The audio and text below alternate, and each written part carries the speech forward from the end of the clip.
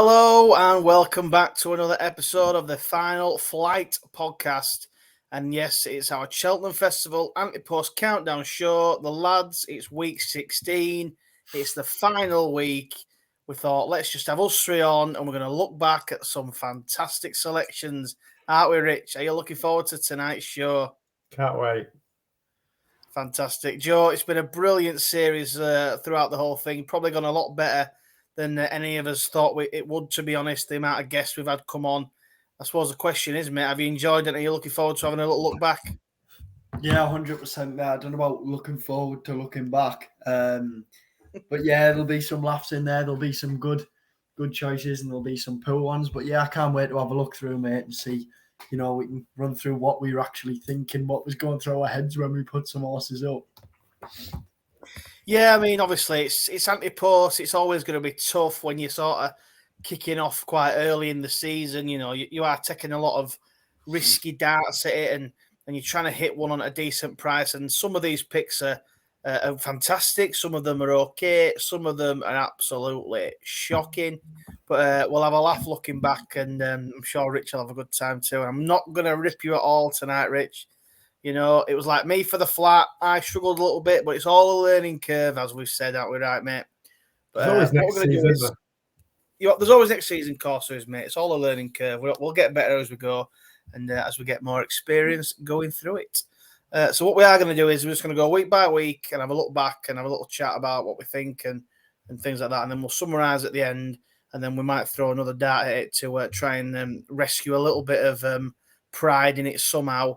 And then obviously all roads lead to the Cheltenham preview night, the big one that we announced earlier on Twitter. If you've seen that, it's going to be the Thursday before Cheltenham, 7:30 live. Got some good guests on there. We've got the Greenhill and Guerrero boys coming back on, Craig and Saul. They were on one of the early anti-post shows, one of our best viewed shows. Both absolutely sound lads, and we're buzzing that they're going to come back on and have a good night with us. And George Gorman, again, he's a big supporter of the show, and he's been fantastic when he's come on. So I'm looking forward to getting stuck into the whole festival with him and the lads and these two lovely blokes right here with me, Joe and Rich. Obviously, we'll have a few beers, a few Guinness, and we'll have a good chat about the biggest week of the year. Can't wait. Are you boys looking forward to the preview night? Yeah, it's going to be good, isn't it? Yeah, it should be a belter. It'll be I don't know if it'll be as messy as the Christmas special was. We'll try and keep it under wraps a little bit, but yeah, we'll have some decent opinions, maybe the odd giveaway, the odd little bit of fun, and maybe the odd little special surprise coming up as well. We shall see if we can get certain things sorted. Right, guys, like I say, thanks everyone for watching. We're going to get stuck straight into week one, where it all began. I'm going to put this up. Rich has done some fantastic graphics. So, week one, Joe, you picked Stage Star, mate, 16-1 into 9-2 now. We were obviously massive fans of Morocco at the time, and we were thinking for the Browns, but he's obviously going to go for the Turners now, so we'll chat about him in a bit.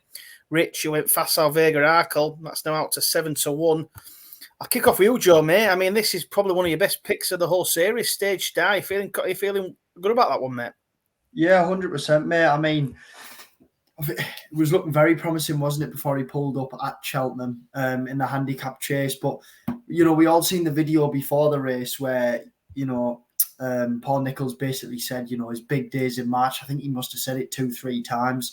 And you look at the race now and it's been blown wide open, obviously, with Oloho not making the race. And I just think, obviously, last year, Paul Nicholls said, this is going to be his target for next season. And like I say, at 16-1, he looks a massive price now. But yeah, I'm looking forward to the race. Like I say, it's wide open. Anything can happen. But he's won at Cheltenham before. He can handle the soft ground, which it's meant to be. What more do you want? Yeah, I mean, I agree with you. I mean, the Ryanair's, obviously, there was a lot of talk of Allaho and things like that. Unfortunately, he's not going to make it. So it has blown it a little bit wide open. I think you're right. I think the Cheltenham run, you kind of put a line through it. The little caveat from Nicholls and Cobden before the race, where we got a little bit of an inside scoop where he basically said, just look after him, with bigger targets down the line. But no, I think you're on to a decent pick there, Joe. Rich, you obviously put Facile Vega up for the Arkle. What are you thinking about that one, mate? It's been pushed out a little bit. There's talk of the Turners. Yeah, I mean, he's still entered. Whether or not Willie runs him in the Arkle is the question. I mean, he finished third, didn't he, in the DRF? It's probably the best run he's probably had. I mean, it was a grade 1. he improved from his Christmas one where he just completely flopped. So there is some small positives to take out of it. I mean, he beat Marine Nationale. That was the biggest plus for me. But yeah, the Arkle dream is looking a bit slim now. And like I say, it don't matter now, does it? He's already beaten Marine Nationale, and that's all we needed for the season, and that'll do us. Exactly. That'll just right. Obviously, I put a Rocco up for the Browns. I won't really touch too much on the Rocco just yet. We'll save that for later on.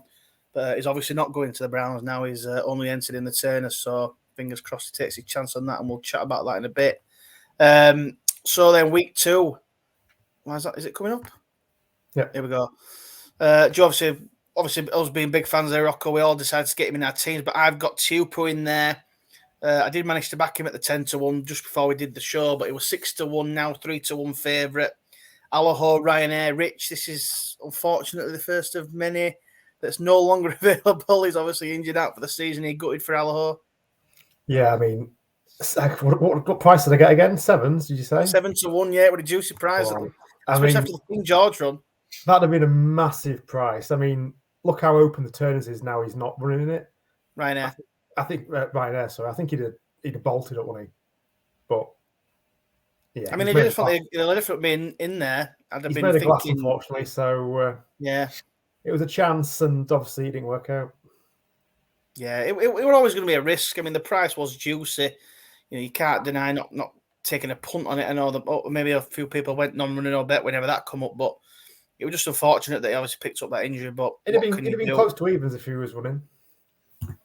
Well, yeah, because the running the King George I thought were fantastic, you know, and stepping back in trip, back at Cheltenham, it was definitely the one to beat. Stage stars like the young pretender going to take him on, but I know there's been a few horses late. You what, Joe?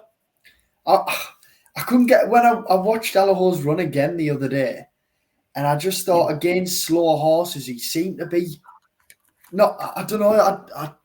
He's normally off in front, isn't he, with a high cruising speed? I don't know. Something was lacking. Especially, and to be fair, I know Ruby. Second run after a year. I know Ruby mentioned it after it, which sort of highlighted it. You know, it wasn't just me coming out with it.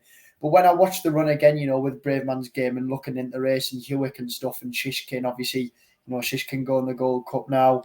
You know, I had to watch the race and I just looked through and, you know, I don't know. I hope we see him back. Yeah, I mean, I thought it was anywhere near Shishkin. No, it's early for the back and forth. He's not going to run, so we're never going to know. But I thought the King George run was good, mate. I thought he's entitled to keep, you know, improving for the run. Obviously, the massive layoff, the anomaly of an injury or whatever. I thought to do that second run out and sort of be there or thereabouts in a King George, I thought were pretty impressive. When you think it probably wouldn't have entirely suited him, but. Yeah, it would have been interesting, but unfortunately he's not going to make it. My selection, Tehupu, is probably one of my best selections at the moment for the Stayers Hurdle. I think, obviously, there's been a little bit of chit-chat about it being quite soft at the moment. Cheltenham, I know they're due some pretty bad weather and things like that, so it's looking like we might get a soft Cheltenham potentially. I don't know how well it'll dry up, but I just think that I know the whole talk of Irish Point and all that sort of stuff, but I think Tehupu, I just think he's one of them where it's like the most obvious one, and people are going to be sat there thinking, "Chuffing hell, how obvious was that?" You know, he won the what was it? The what was the rate? Hatton's Grace, didn't he? Won the Hatton's Grace, beat Imperial Pass, and then they've put him away and kept him fresh. And I think that's obviously the ideal for him. So I'd like to think Jack Kennel will be on, and it's probably one of his good chances for a winner there. So fingers crossed he can land with the Stayers Hurdle against the likes of Crambo as well. He might be in there. And all the older heads. Right, boys. Week 3. Joe, Marine Nationale 11-4, currently to 5-2. Love Envoy Me for the Mares. Slight pushed out. I know Rocky went for Rich, and obviously the special guests started kicking off there. Saul and Craig. Well, the less said about them two selections, the better, I suppose. Obviously in the pocket. Might be getting supplemented for the Arkley. Might be back, which is fair enough. But Mare's Rock, absolutely no chance. Joe, Marine Nationale, obviously beaten by Facile Vega et al. At the DRF. What are you thinking, mate? Are you still going to give him a chance? Yeah, obviously he's been backed in from 11-4 to 5-2. No, he's obviously shorter. You know, you wouldn't take that price now, would you? I think it's bookies just being tight. They don't want to sort of. What price did you think you were going to be going off when you backed that 11-4? But you thought you were thinking odds on, what you originally? Yeah, I mean the race is poor, isn't it? You look through, you know, for sale's not going there now. Well, we don't know yet. We don't know. It's not guaranteed, is it? You know, it's not guaranteed, but it's looking less likely. But yeah, sort of highlights that Barry Connell's stable weren't firing. You know, they had that good bumper winner, didn't they? At the weekend. William Money. Love that horse. Absolutely love that horse. Yeah, obviously great name. But yeah, it's tough, isn't it? It's another very wide open race, you know, a race that at the start of the season everyone would have thought it'd have been a Marine National Vega head to head.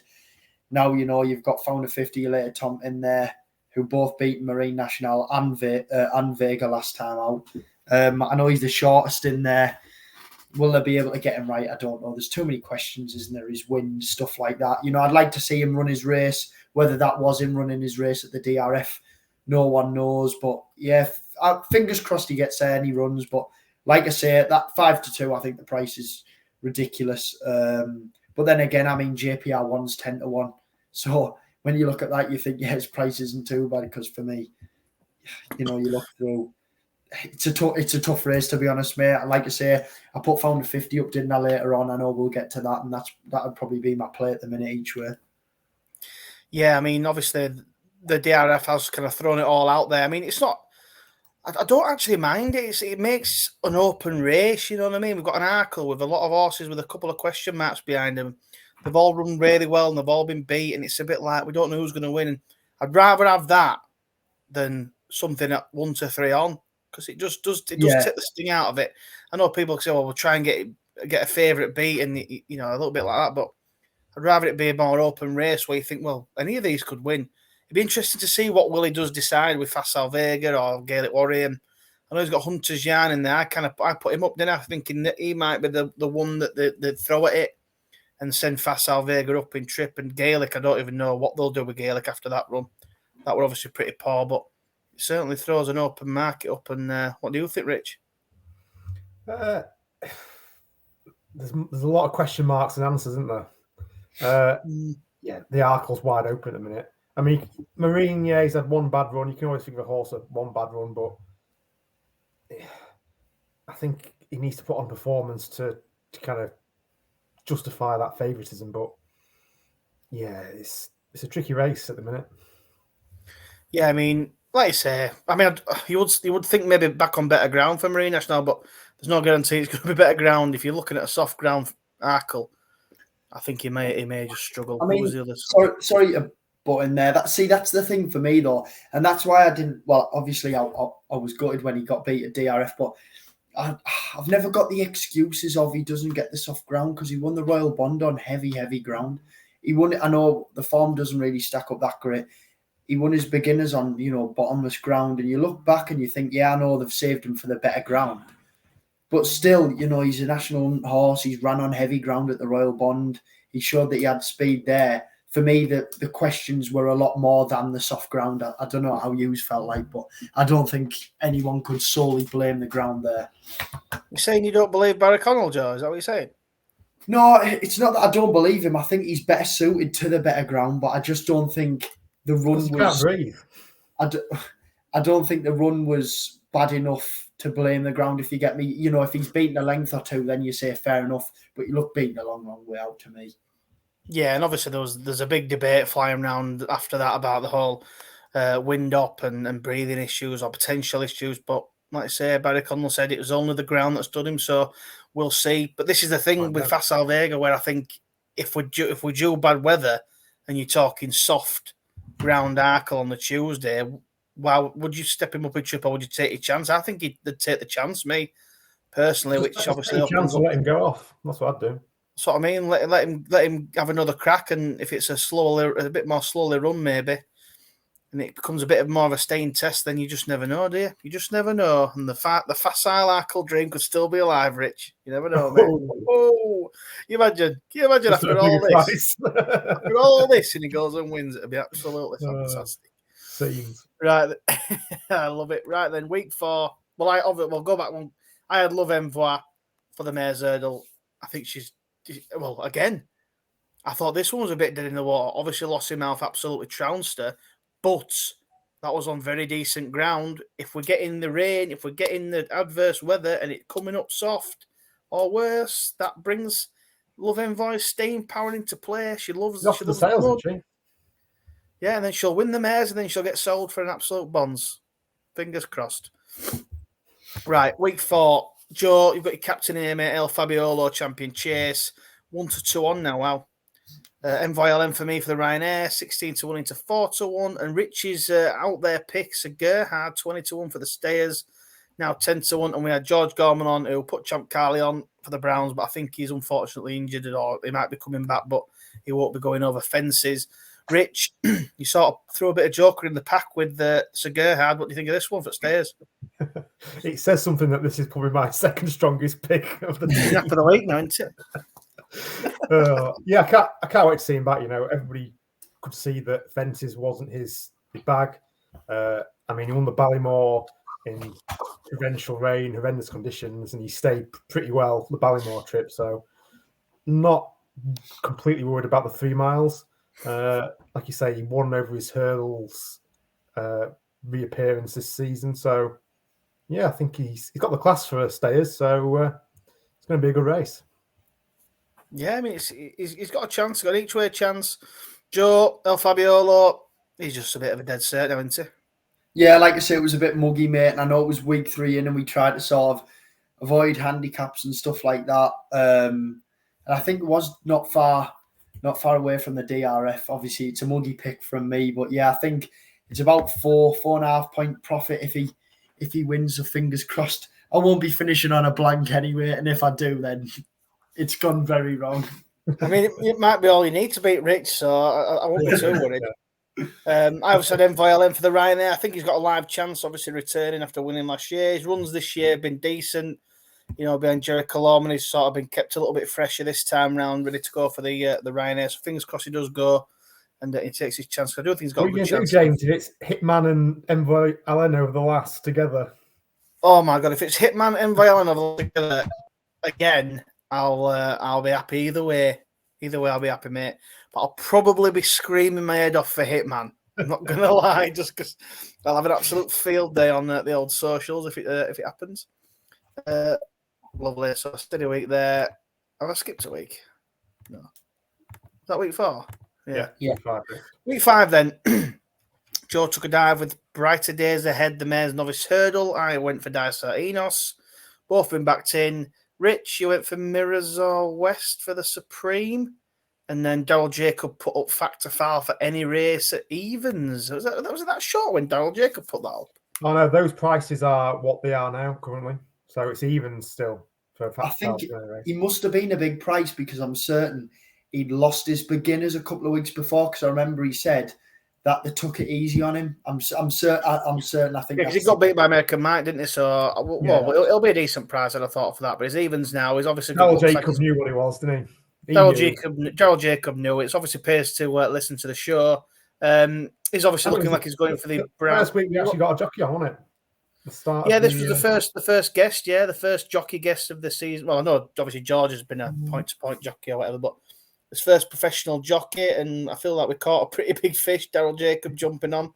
That was the week of the Haydock race, the Betfair Chase, and he was obviously riding Brave Man's Game that week. He was taken over from Harry, and he obviously got beat. Rich, obviously, we won't even go into Brave Man's Game, but we will go into brighter days ahead with Joe. What are you thinking, mate? She's looked pretty impressive so far this season. Definitely. To be honest, mate, the first few we've read out there, Stage Star, no Irocco, no good, Marine National, the same price, El Fabiolo. I thought it was looking good, but then after this one, I think it goes pretty pear-shaped, so I'm going to enjoy this one. But yeah, Jack Kennedy, I think, said that this is one of his best chances of a winner. We've seen the weather reports and stuff like that. It's meant to be a monsoon. He's won on heavy ground, 2 mile one in in a flat race. She's won 2 mile 5 and heavy ground. She seems to do it all. I'm not sure she's really been tested yet. But what she has done, she's beat everything easily, comfortably. Who was it we had on the other week? Who boosted Garrett him? O'Keefe, come on. Garrett O'Keefe come on and said he was in that race, wasn't he, at Navan? Finished second behind her. Yeah, Pastoral. He was on Pastoral and he said, she'd done everything very easy. He doesn't think the drop back in trip will hinder her. So fingers crossed, mate. Like I say, she looks pretty versatile. I'm hoping she can give away that £5 dice at Enos. But yeah, like you say, another one that sort of went in the right direction. 5-1 looks pretty big now. Yeah, I mean, to be fair, Joe, you've started with an house on fire, I thought, apart from obviously Rocco, but we got unfortunate with that one. But yeah, I think Dice at Enos for me, I do like her. I think she's definitely got a chance. I think she's got a lot of speed, a lot of pace. I am a little bit worried if the rain does. I mean, I'm just looking at the forecast now, and the basically got rain all week for the rest of this week, and then it's only light rain. I think they're only. I've just checked BBC. It's only light rain. It's only going to be light rain currently. Yeah, but like I say, if they get light rain and then they probably chuck gallons of water on it because they always like to water it, don't they? They won't want to take any risks because if they get any sort of forecast saying no rain, they'll definitely water it. So I wouldn't want it too soft for her. Obviously, I'm one of them where I wouldn't mind it soft early in the week and then a little bit dry towards the end of the week, but that's kind of normally what happens. But yeah, I think Dicey now she deserves to be up there in the sort of top 2 or 3 of the market. The brighter days ahead, I think it'll be a good battle. And Rich, do you want to say out of Mirrors or West? He's got lovely ears. That's all I'll say. He certainly has, mate. He certainly One has. for next season. One for next season, as they say.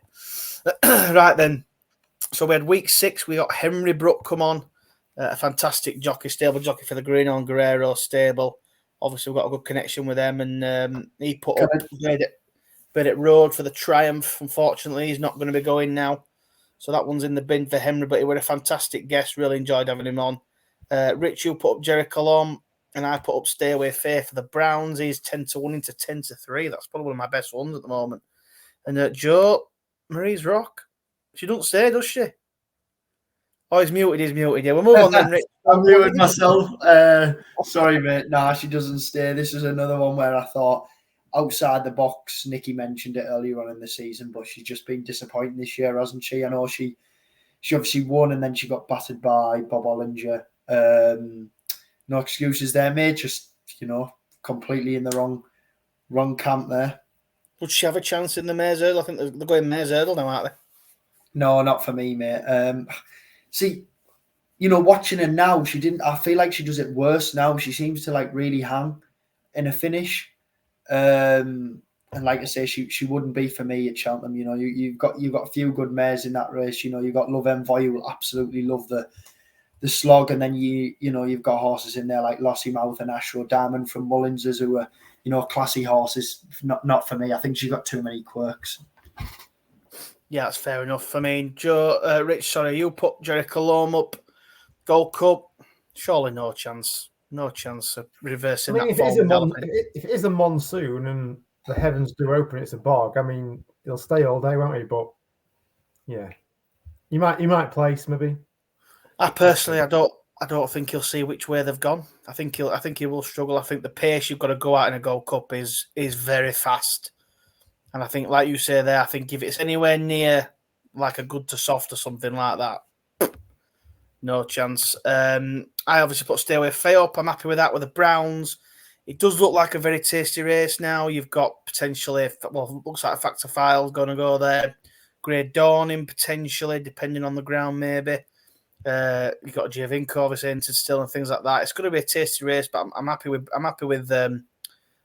Stay Away Fair. I think he'll take his chance. He stays all day and he jumps pretty decent. So I think in a good, strongly run race, I thought that running that grade, that running Open Company last time out was a very good run, and I take him to take a good crack at the Browns. So fingers crossed he does so. And it's a nice winner there. Right, lads, week 7. Joe in the pocket, Turners. This is where it all goes downhill for a few of us. Chuffing hell, Rich. I'm just reading that there. So you got you and Harry Skelton obviously come on once we started knocking off these jockeys. And you both decided to put up West Balboa for the Stayers, who is now 20-1 into 100-1. Is that true? Are they even going to go?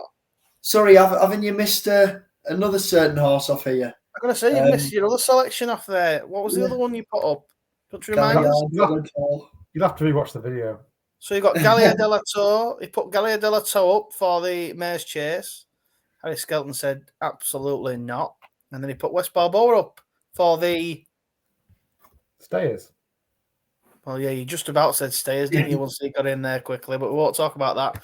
So but, I've just read an article. Dan Skelton says she probably doesn't go. She probably waits for Aintree now. But technically, when I was doing the slide, she's still in the market. So you can still get 100 to 1 available, but I wouldn't advise backing it. Non-runner, no bet, don't forget. Non-runner, no bet. Yeah. Love it. Joe, you put in the pocket up for the Turners. Obviously, it looks like he was out for the season, but it's now going to go for the Arkley if they do supplement him. So there's not much to say on him. I put up Il Atlantique for the bar in Bingham. Halved in price, 10 to 1 to 5 to 1. This is obviously one of my ones that I'm hopeful of. He's definitely going for the bar in Bingham. I think he's got all the chance. It just kind of depends on who turns up. You've obviously got Ballyburn, Supreme, or bar in Bingham, or Ballymore, whichever one you want to call it. Probably depends which way he goes in how confident I'll be.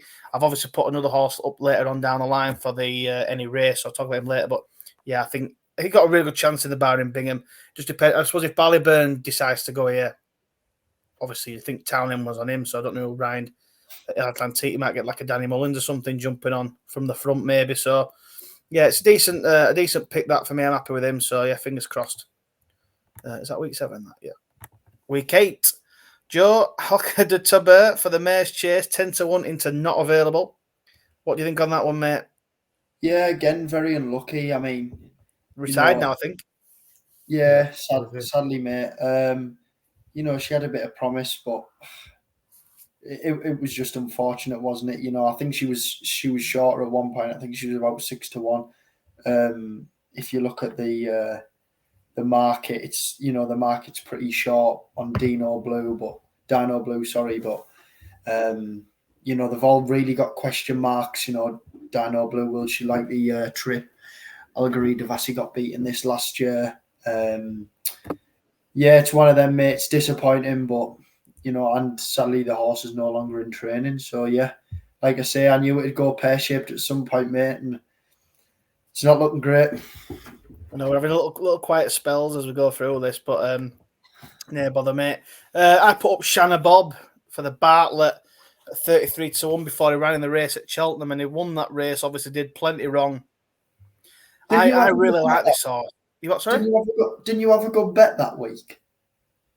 I think I did, yeah. I think I had some sort of treble on, and Shanna Bob. Yeah, it was a massive charity treble. Shanna Bob, White Rhino, and who was the other one? Who was the other one, Rich? Nurse Susan. Nurse Susan, that's right. Yeah, come on. Anyway, went a long way. That money's helping a lot of good men and women, a lot of good service people. So that's all that matters for that one. But yeah, Shanna Bob, a horse I really, really like for the Donnellys. They've obviously got another contender in the race as well, Dancing City, who won well at the DRF. He's looking like he's going to the battle as well. There could be double-handed in it.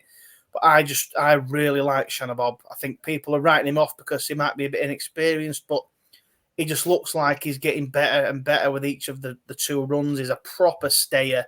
And I just think if he's anywhere near turning in, I think he takes all the beating. I think he's gonna have a really good run, and I'm really looking forward to him taking his chance in it. So fingers crossed. Rich, you've obviously put Stella Story in for the Bartlett as well. He's been nudged out. Anything you'd like to say on him? I saw a list of Gordon Elliott's Cheltenham team on Twitter today. I thought it was quite interesting that Stella Story was on it, but I don't think Croke Park was.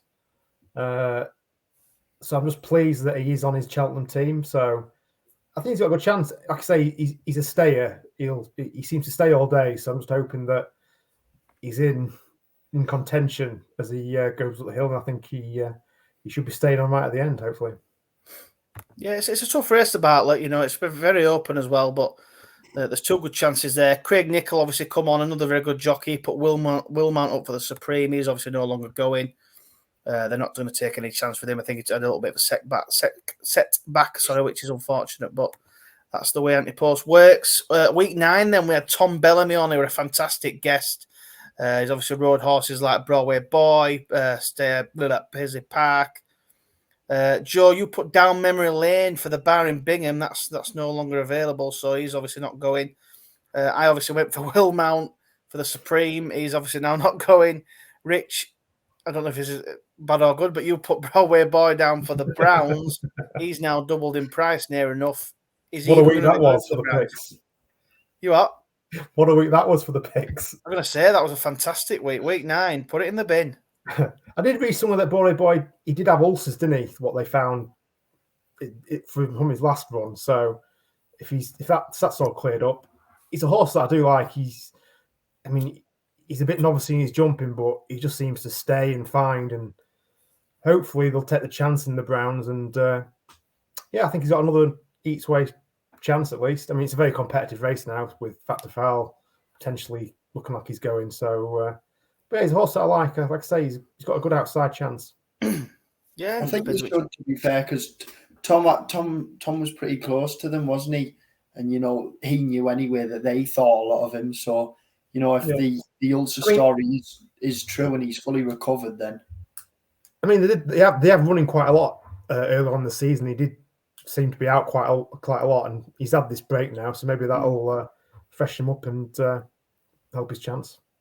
He certainly deserves a crack at the festival, so hopefully they do take it, whether they go there or I don't know if it's in the National Chase as well, but either way, whichever they go, he deserves a crack at it because he's won some fantastic races. There's a chance in either race, whichever he goes to be fair. Definitely has. Definitely got a chance, an each way chance. Love it. So then week 10, we managed to get Josh Guerrero on from the Greenland Guerrero team.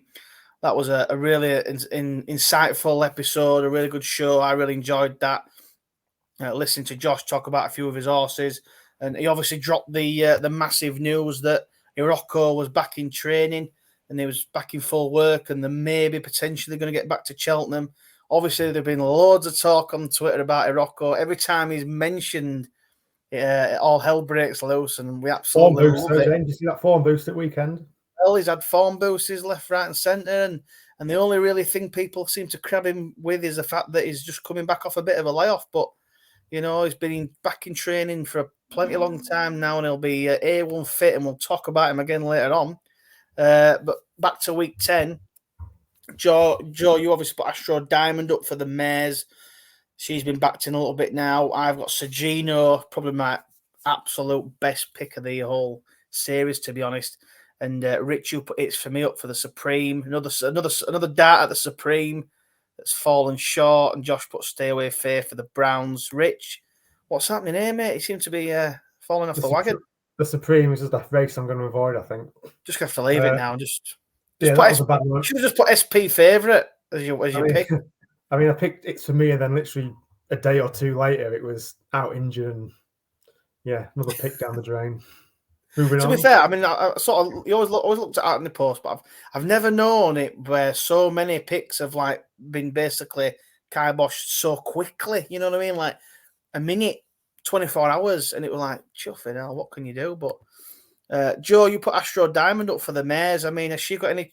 She obviously won well at Doncaster. Me and Rich were there to see that. She performed really well there. Put Gala Marceau in a place and under control. Do you think she's got any chance up against Lossiemouth? That's a no. He's muted, Joe. Joe, you're muted, mate. Sorry, mate. You're muted. She's got decent form on soft ground. Behind Tiupu and Impere Passano, she was beaten comfortably, but it was the first run of the season. That wasn't too bad. She obviously ran in the Royal Bond, didn't she? That was bottomless ground.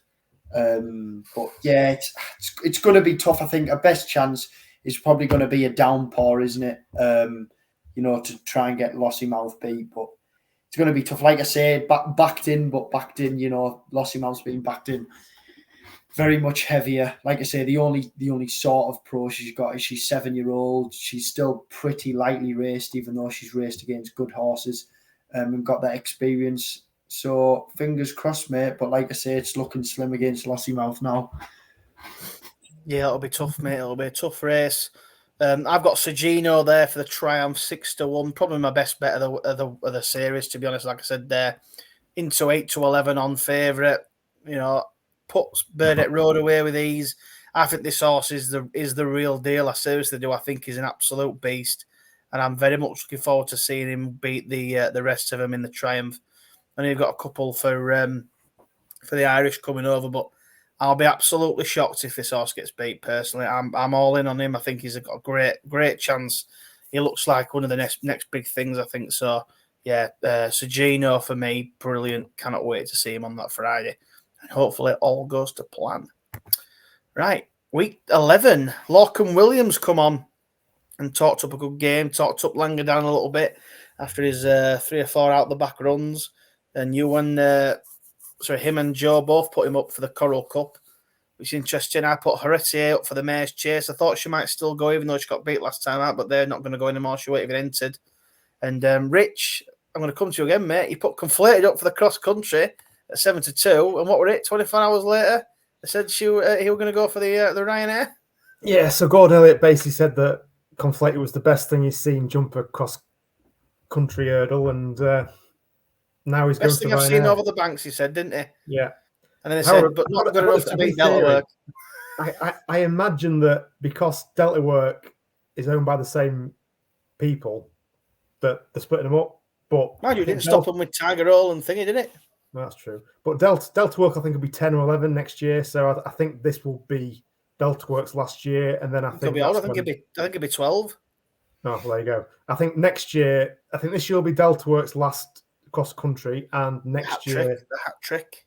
Next year they'll enter Conflated to be the next Tiger Roll Delta Work, sort of get a couple in the bag for him. So next season, Conflated's in the Mountain Post team for the cross country. So week 1 next season, we've got Conflated for the cross country. I love it. Joe, Langerdan, Coral Cup, what are you thinking? Yeah, like I said, I think it was my first sort of handicap pick. To be honest, didn't have a clue Lorcan was going to pick him. To be honest, I completely forgot he'd rode him. But yeah, like I say, I think the prices had just come out. He'd already gone short on certain bookmakers, and the handbrake had been on all season. And I just thought he's a horse who seems to come alive at the festivals. He was unluckily brought down one year, and then obviously won last year. So yeah, he's 7-1 now, isn't he? He's probably going to go off short on the day, not much shorter. It's going to be a wide open handicap. But I had to throw a dart in there, and I picked one that knew would turn up and probably be, definitely be there to win, and definitely be handicapped to win as well. Yeah, mate, it'll be interesting to see if they can go back and do it just again. one more time. Just one more time. There it goes. Look, love it. So then, moving on to week 12. Obviously, we had Charlotte Jones on, another fantastic guest, and we played a couple of captains. Did me and Rich? We were getting a bit panicky, thinking we're going to have to do something. Rich has got double the odds on Gaelic Warrior at 6-4, but he's now about 5 times that at 5-1. Oh, it'll be interesting to see where he ends up. I did Slade Steel any race at 6-1. I thought Slade Steel's a very, very nice horse, and I thought he was coming up against Ballyburn. I think if he does beat him, he'll go the opposite way to where Ballyburn goes, and I think that's probably going to be the case. But I do think he's got a really good chance wherever he goes. And Joe, you stuck up Jericho de Repene for the Supreme. 8-1 now, 9s. Joe, what are you thinking about Jericho? Well, looking back, I'd say I was struggling for, a horse to go for. And I sort of went with a race where, in there you've got Ballyburn, Tully Hill, Mystical Power. Then you've got Firefox, Jericho de Repene. And then in behind you've got Slade Steel, who won't go. Dice Heart Enos, who won't go. Then you're looking at Tell Her the Name by Ben Paulin, Brighter Days Ahead, who won't go. Another Way, who won't go for Willie Mullins. And then you're looking at Django Bay and horses like that. So I think, what have I got it down here? Yeah, 1 point each way, 8-1. It's not horrendous bet, will Willie send them all here? If Ballyburn doesn't go, then you've got Tully Hill, Mystical Power, then Jericho de Repene, then Slade Steel, who's probably going the Byron Bingham, and Firefox in there, who, we don't really know where to go. It all depends who goes where, doesn't it, really, from the Irish camp? But yeah, it's not one that I'm hoping will win, but, if I can get a slight each way profit, I'll be happy for this one. Yeah, I mean, it's an open race, and I mean, I've not really got a selection in the Supreme after Wilmot got put out, and I've got Slade Steel in the race, but I may be tempted to dip my toe into the Supreme for one last hurrah. But I think Jericho's definitely got a chance. Obviously, his form was boosted. Obviously, lump sum come out and bolted up next time. Although I don't think the ground would have suited him at Donny that day, but it's still a form boost nonetheless. Although they were all out Jericho, but I do think he'll improve for the race. I thought so. Rich, what do you think? But do you think Jericho's got a chance before we move on to Gaelic Warrior? I think he's got a good each way chance. Like you say, lump sum boosted the form. I think the second was also third in the Doncaster race. So I don't think the form's horrendous. I mean, I think people wanted him to win quite impressively, but I mean, the main thing was he did battle and grind it out. I suppose that's a positive. He'll need to do the same probably in the Supreme. So yeah, I think at that price, I think he's a good each way sort of dart. Yes, it's definitely each way dart. I mean, it's a wide open Supreme. A lot of these races are open. It's great. Gaelic Warrior, Turners. Do you think he's going to go now? Do you think he's going to? He might even skip Cheltenham. We don't know. Not a Scooby now. I mean, we all know he's got an engine. He's a beast, but something obviously wasn't right at the DRF. Whether it was going the opposite way around or what, I don't really know. If he turns up, I mean, he's still probably going to jump out. But like you say, if he did finish a good second to who was it in the Ballymore? El Fabiola, was it? Yeah. Oh, Imperia Pass. He did finish second to Imperia Pass. I mean, at the time, everybody thought he was going to be an aeroplane, and obviously he's been campaigned over hurdles this time. But yeah, I still wouldn't desert him, but a lot of question marks now to answer. I tell you what, looking back, that Dublin Racing Festival answered no questions at all, did it? It just not many. Threw everything up. More questions, I think. Yeah, it certainly did. I mean, it threw a lot of stuff in the air. I mean, I've obviously got Slade Steel there at 12-1 for any race. I'm happy with that, whichever way it goes. I think I've got a chance in both the Supreme and the Baron Bingham. So I think as long as he don't come up against Ballyburn again, I think he's got a decent chance. So you never know. Right, week 13. We're coming close to the end now, lads. And then we've got a summary. But we had Sean Flanagan on, another brilliant guest coming over from Ireland and doing some good racing here. Did a couple of rides at the DRF. To be fair, Joe, you put found 50 up for the Arkle. Same price, 6-1. I took a punt on Hunter's Yarn. I figured sort of with Gaelic bombing out, Facile Vega getting beat again. I thought they might step Facile Vega up in trip. That might not be the case now. Hunter's Yarn, he's obviously won a couple of times, giving me a little bit El Fabiolo vibes, but I think a couple of things have been said where they might not even go now. They might keep him over in Ireland, which is a shame. But Rich, you took a punt on Dino Blue in the Maze Chase. Sean liked Slade Steel for the Baron Bingham, and he put Manila Kakuna up for the Browns. Don't think that one's going to be any good anymore. Manila Kakuna obviously beaten last time by American Mike and a couple of others. Joe found a 50 for the Arkle. You've completely and utterly deserted Marine. What were the thoughts behind that? To be fair, mate, I think I went for the same as you, a dessert for sale.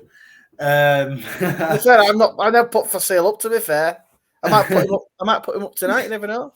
No, to be honest, mate, it was more of looking at the markets and everything that had won over Christmas was incredibly shorter, and everything that had sort of lost hadn't really moved. Like Marine, for me, you get him 11-4 before he wins a beginners. He flops in a grade 1 and he's still shorter. I mean, you can't take prices like that, can you? And in a race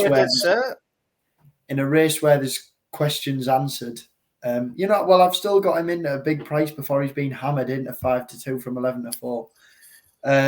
But yeah, no, Founder 50 was more of, when you look in there, will Vega go? I'm not too sure. Tom ran well when he beat Founder 50.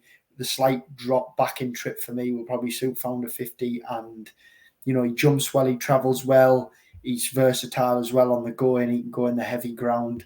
I feel like this race really could cut up if heavy ground come around. I think Founder 50 for me is the one who's, sort of proven in the heavy ground. Softish ground anyway. And I just feel like I say, he travels well, he finishes well, and he jumps well. What more do you want in a race where there's so many question marks? That's it, mate. Yeah, I mean, like I said, it's a wide open race. I don't think if it's soft ground, though, Facile's a massive player. I think he'll come back into it, but we shall see. Rich has got everything crossed. I was at Hunter's Yarn. That's up in the air whether they even turn up with him. I think it'll just depend on what Willie's thinking. They might not bring him over. We'll shall see. It's a shame if they don't. But Rich, you've got Dino Blue for the Mace Chase. She's a short price favourite. I mean, I'm kind of think I'd be taking her on, me personally. But are you confident with her? Do you think she'll stay the trip? Fairly confident, yeah. I mean, unless it's a bog, which it might be, but yeah, I'm fairly confident. You know, I had to kind of rescue my team at this point, and you just needed some runners, didn't you? Just needed some runners, so I went back to what I know, what was a strong favourite, and Dino Blue was one of those that wasn't odds on, so I took a punt. I think she's good. I think she brings the best form into it. Like you say, there's a question mark over the trip, but I've read somewhere that Willie thinks she'll stay. She's got the pedigree to stay, so fingers crossed. Well, mate, good luck to you. Good luck to you. I've currently not got anything in the Mace Chase, so do I take her on tonight? We shall see. We shall see.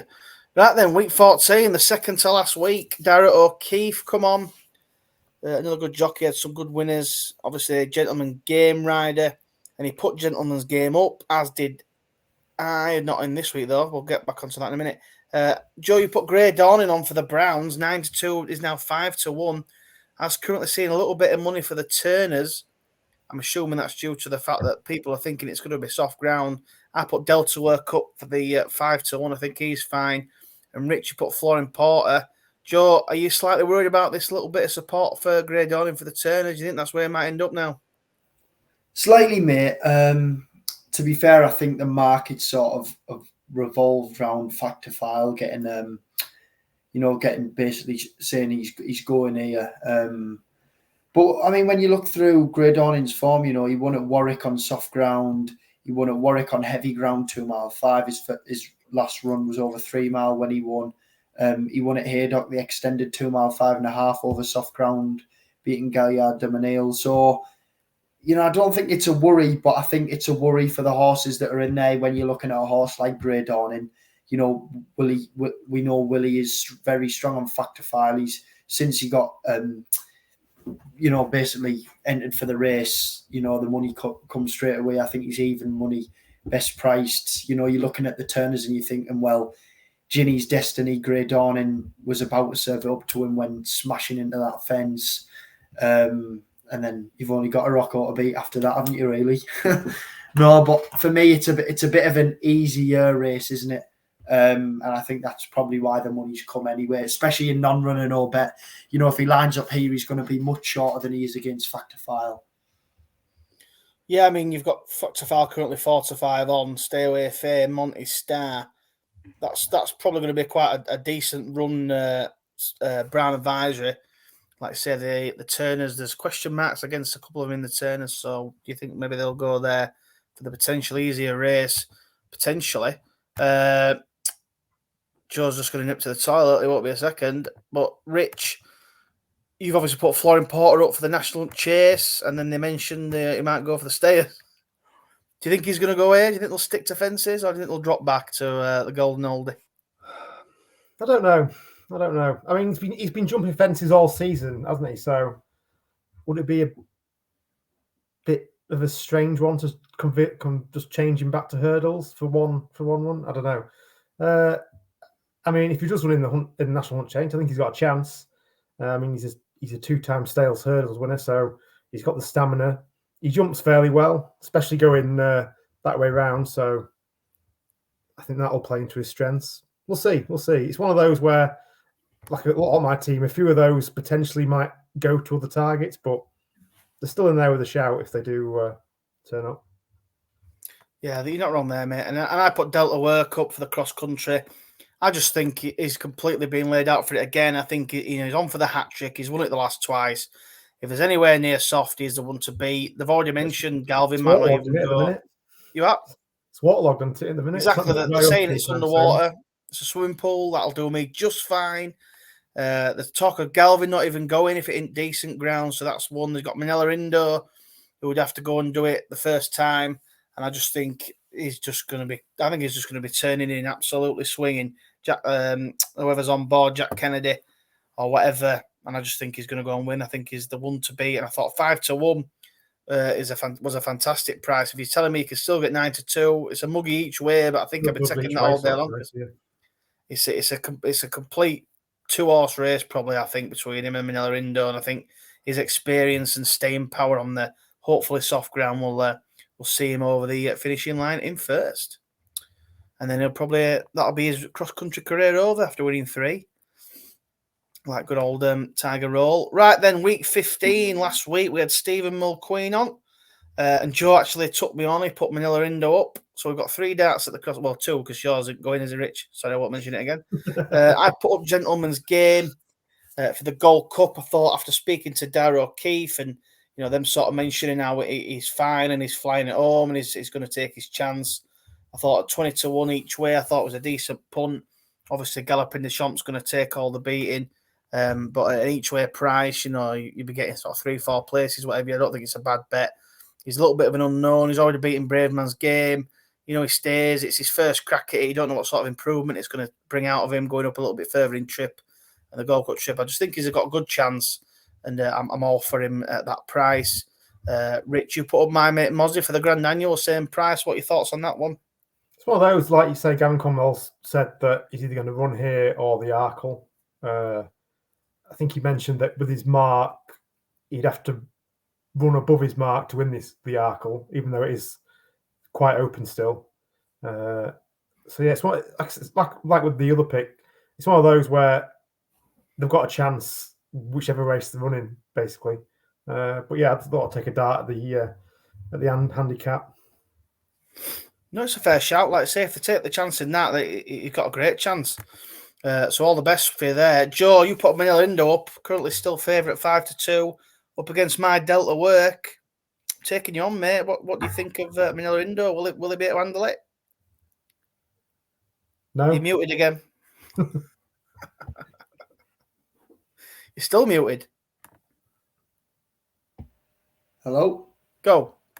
If you look back at his hang on, you're muted, Joe. You're still muted. If you look back at his Cheltenham run last time, he travelled so well, and like I say, the horses in and around him were carrying much more, and the horse that was Galvin, and he was sort of, Keith Donoghue didn't really leave much in the tank there, and I thought Rachel was just so confident, letting him have a look around, letting him get a feel, let him do what he wants. He's obviously had a slightly tough campaign, when he was up against Jerry Cullum and Envoy Allen in Down Royale in the Grade 1, that was just too short for him.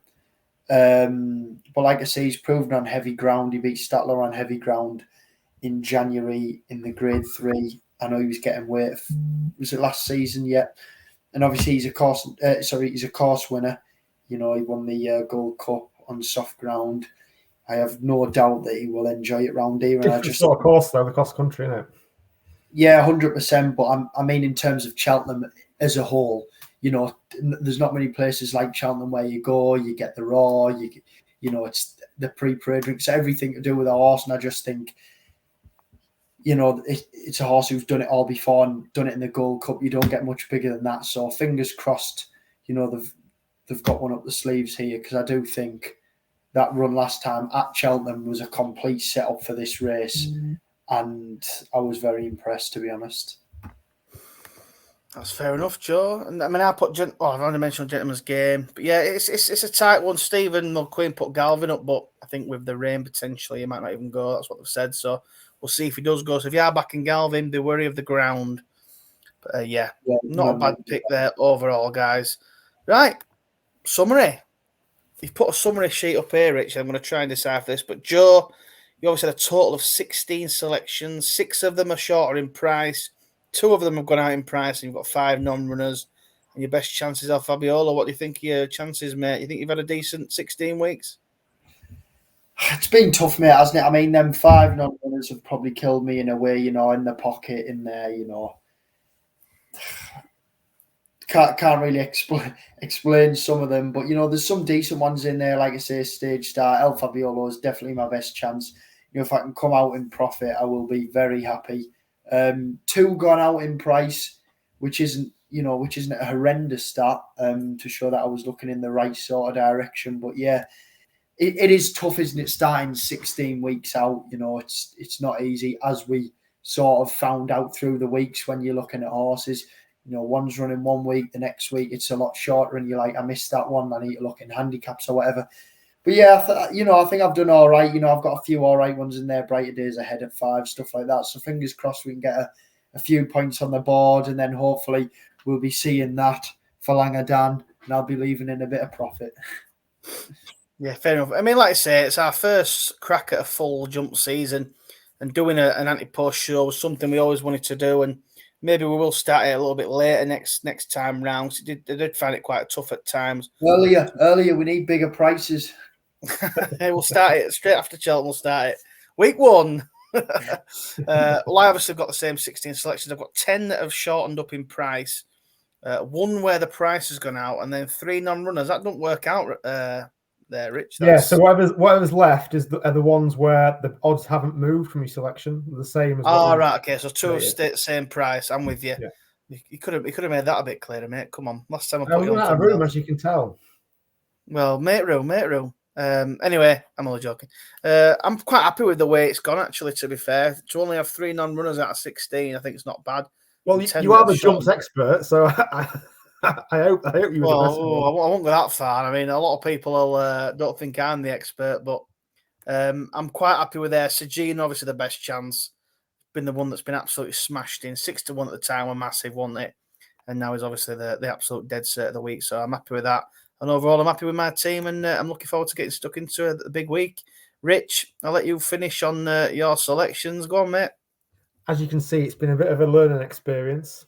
Don't worry, mate. We'll take the trading wheels off you next year. Don't worry. Yes, don't worry. I've already started planning for next season, so hopefully I can swap the 7 and 2 around. So week 1, Constitution Hill. I mean, we're 2 shorters in prices. I think it's a Gerhard and Dino Blue. So that tells you the story, doesn't it? Dino Blue's gone from 5 to 4 to evens. 6 to 5 to evens. Oh, that's not bad then. Yeah, it's not bad. So yeah, we'll never enjoy the experience. Just because they've gone out in price doesn't mean they won't finish in the places or win. So there's still points to be had. It certainly is, and like I say, we'll see how we get on after the week when we do a big review. We'll see how our teams did.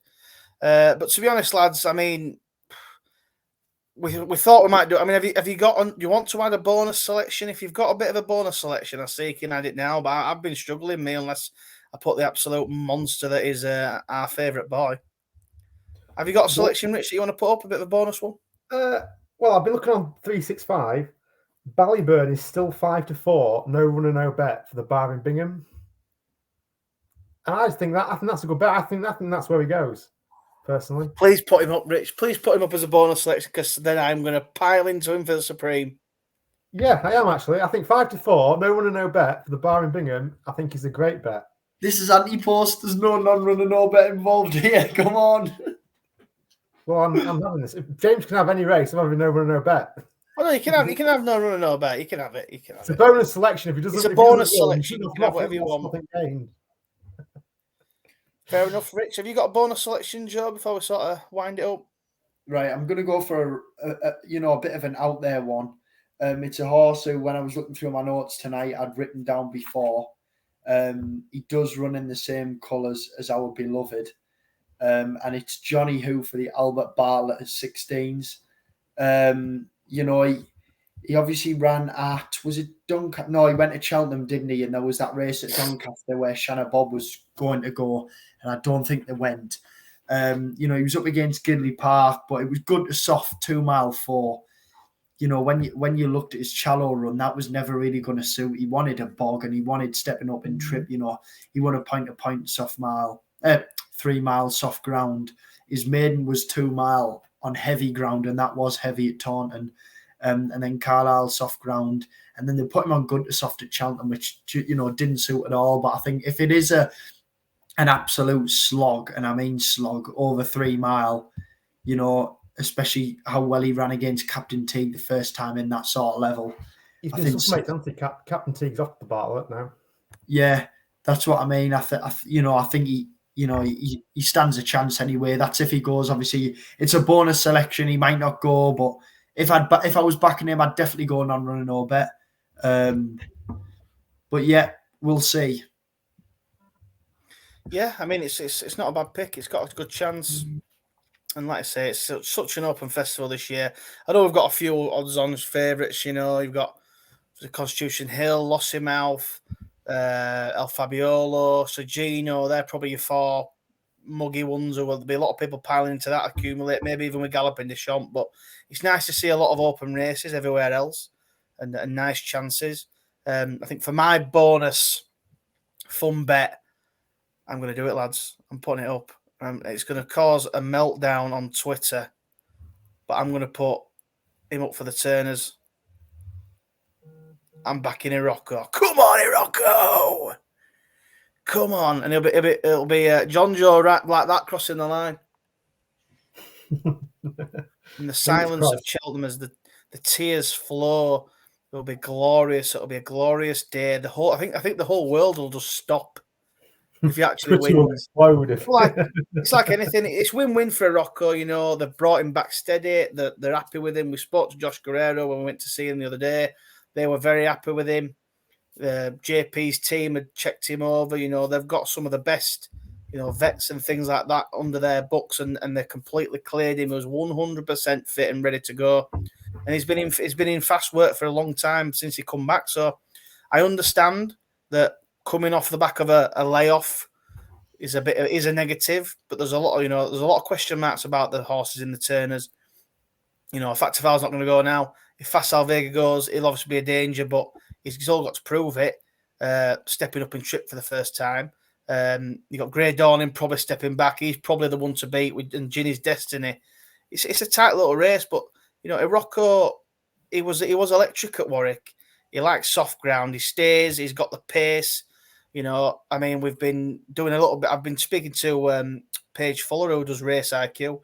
We're going to try and look at some of their information that they've passed on to us for the Cheltenham preview night, and some of that data backs up that his jumping is electric. He's gaining lengths all the time and things like that. And I just think if he turns up, which he will do, is A1 fit. They've not rushed him back. People crab him thinking they're rushing him, but he's the best horse in the yard. They wouldn't risk him. They wouldn't rush him to risk him. I think that's what I got my back up on Twitter about, thinking, people saying that he's rushed, but he just didn't.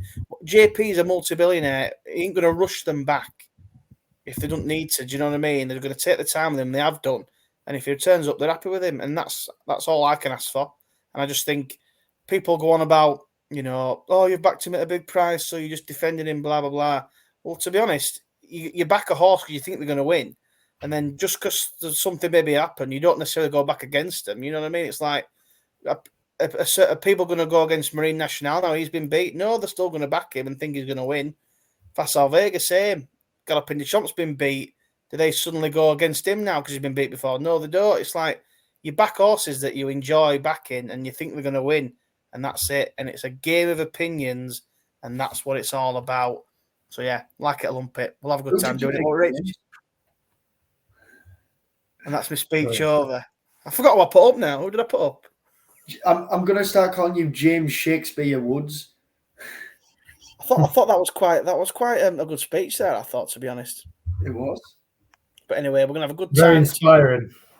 I hope it. Well, I thought it was very rousing. I thought people feel pumped. I think JP's just had a warm feeling in his body. Well, he'll be watching, won't he? He'll certainly be watching. He'll be sat there thinking, he knows what he's talking about, does that kid? But yeah, end of the day, it's all good fun. It's a game of opinions, and we enjoy cracking on. It'll be 3-1 after watching this. cue the plunge.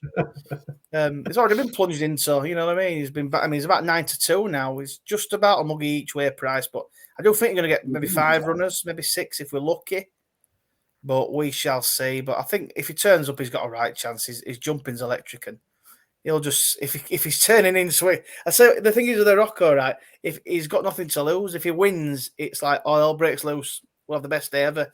If he gets beat, as long as he runs well, he'll come back off a layoff, won't he? So he'll probably go win at Aintree, and that'll do me. We'll beat Apple away over 3 mile or something, and that'll keep John quiet.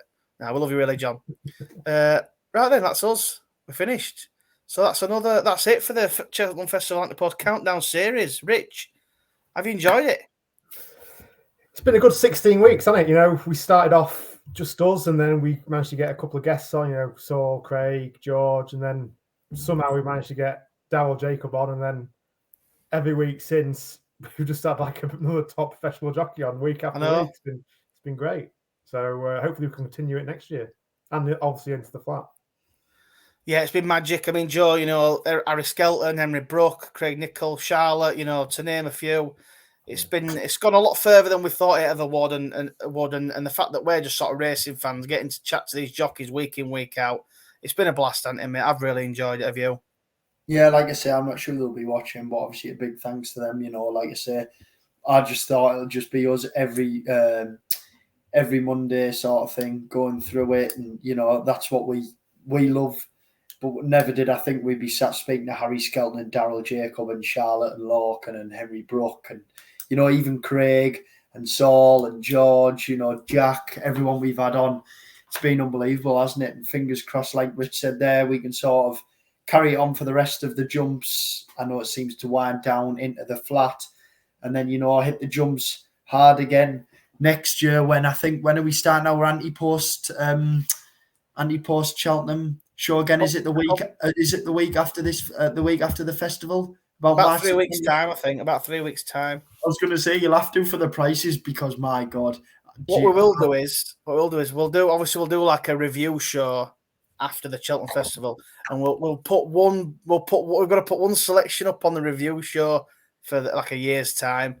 That'll be a good laugh to. That'll be some laugh for next year. It'll either be a laugh or how the hell did you pick that? Just means Rich gets an runner in even earlier. That's all. But yeah, anyway, to finish, obviously it's been a fantastic show. Thank you to all the jockeys, if any of them are listening. And obviously thank you to everyone who has listened and everyone who's got involved in the comments, even though it weren't too many of you. But we do have the competition running. Now, we've obviously got a bundle that we're going to give to the best subscriber team. So what I'm going to do is I'm going to give you one last chance to get your full 16-player team into the comments. There's a couple of, one person basically has been doing it the whole time. So anyone else who was doing it before, you've got one last chance. And if you enter it in here before Cheltenham kicks off, we'll put it in the competition. But this is your last chance. Otherwise, the bundle, which is what was it, Rich? It was a mug. It was a what else was it? I can't remember. It was a bobble hat, a mug, a coaster, somewhat other else, and a racing pin or something like that. So it's definitely worth check out the comments, check out the bio. It's all in there. But yeah, get interested in that, and hopefully you've all enjoyed listening to us talk and chat to the jockeys. And the series will be back next season. The Cheltenham preview night is on the 7th of the March, Thursday night live. So tune in for that. Any last words then before we go? It was just like to say thanks for everybody that supported us. All the jockeys have been great. The support they've been giving us is fantastic. So just a big shout out to all them if they are listening. Thank you very much.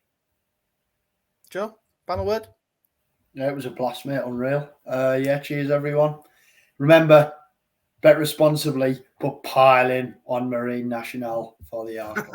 Yeah, well, thank you everyone for watching. And like I say, like and subscribe to the channel. Follow the guys on X and Twitter, and we're on Spotify as well. So if you're watching or listening on there, thank you everyone for supporting us and watching. And we'll see you at the Cheltenham preview night, and we'll see you again next season for this countdown show. Cheers, everyone.